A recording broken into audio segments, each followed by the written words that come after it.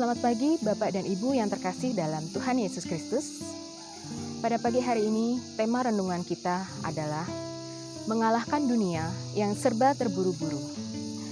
Bacaan dari kitab Yesaya pasal 30 ayat 15 sampai 16 akan mendasari renungan kita pada pagi hari ini. Bacaan tersebut berbunyi demikian. Dengan bertobat dan tinggal diam, kamu akan diselamatkan. Dalam tinggal tenang dan percaya terletak kekuatanmu. Tetapi kamu enggan. Kamu berkata, "Bukan, kami mau naik kuda dan lari cepat." Maka kamu akan lari dan lenyap. Dari bacaan kitab Yesaya ini, kita diingatkan bahwa dunia kita saat ini adalah dunia yang serba terburu-buru. Ini sungguh berbeda dengan sikap yang ditunjukkan oleh Yesus, bahwa saat Yesus melakukan pelayanannya, Yesus tidak pernah terburu-buru. Bahkan ketika Yohanes memberitahu bahwa Lazarus sakit, kemudian Maria dan Marta datang dengan tergopoh-gopoh untuk mendatangi Yesus dan meminta Yesus untuk datang menyembuhkan saudara mereka Lazarus, Yesus tidak langsung tergesa-gesa datang ke Betania. Yesus menunggu 2 hari, kemudian baru Yesus datang ke Betania. Dan ketika sampai di sana, ternyata Lazarus sudah mati selama 4 hari. Ketika Yesus datang ke sana, baik Maria maupun Marta berkata, "Tuhan, seandainya Tuhan ada di sini, tentu saudara kami tidak akan mati." Mungkin perkataan Maria dan Marta saat itu melambangkan kita juga saat ini.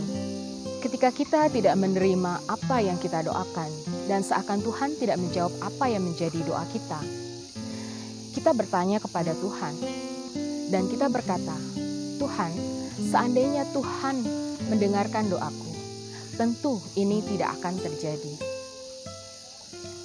Padahal, segala sesuatu yang dilakukan oleh Yesus tentu ada maksud dan tujuannya. Karena dalam Yesaya pasal 28 ayat 16 berkata demikian, "Terlalu khawatir dan tergesa-gesa, itulah yang justru akan membawa penyakit. Tenang-tenang sajalah. Siapa yang percaya tidak akan gelisah." Ada alasan kenapa Tuhan tidak datang tergesa-gesa ke Betania. Karena buat Tuhan, ketergesa-gesaan itu tidak akan mengubah sesuatu. Bumi tetap berputar pada kecepatan yang sama, gunung pun tidak akan beranjak ketika kita terburu-buru. Dan Tuhan mengetahui segala sesuatu. Tuhan tahu penyakit yang diderita Lazarus tidak akan mematikan dia, tidak akan membuat dia meninggal, melainkan akan menyatakan kemuliaan Tuhan. Saudara, saya akan menutup renungan kita pada hari ini dengan sebuah pujian yang menguatkan saya ketika saya menghadapi kematian seorang sahabat saya tahun lalu karena COVID. Dan lagu ini dinyanyikan dalam ibadah penghiburan dan sungguh menguatkan saya. Dan saya beriman bahwa semua yang terjadi, semuanya atas kehendak Tuhan. Dan semua yang terjadi sesuai dengan waktu Tuhan. Dan waktu Tuhan pasti adalah yang terbaik. Sebuah pujian dengan judul Waktu Tuhan. Bila kau izinkan sesuatu terjadi, ku percaya semua untuk kebaikanku. Bila nanti telah tiba waktuku, ku percaya kuasa-Mu memulihkan hidupku. Waktu Tuhan pasti yang terbaik, walau kadang tak mudah dimengerti.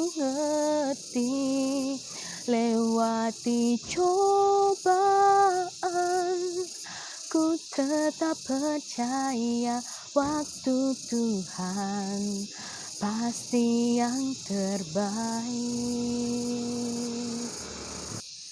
Saudara, jika saat ini Tuhan belum menjawab doa kita, atau mungkin yang terjadi justru sesuatu yang tidak kita harapkan sama sekali, percayalah bahwa Tuhan belum menjawab doa kita Mungkin karena Tuhan ingin kita belajar tentang sesuatu, seperti kesabaran, tidak tergesa-gesa, dan tetap menaruh pengharapan kepada Tuhan, sampai akhirnya Tuhan menjawab doa kita dengan caranya sendiri.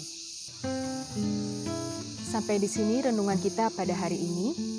Kiranya renungan ini bisa menguatkan kita semua dalam menjalani pergumulan kita sehari-hari. Tuhan memberkati saudara dan saya.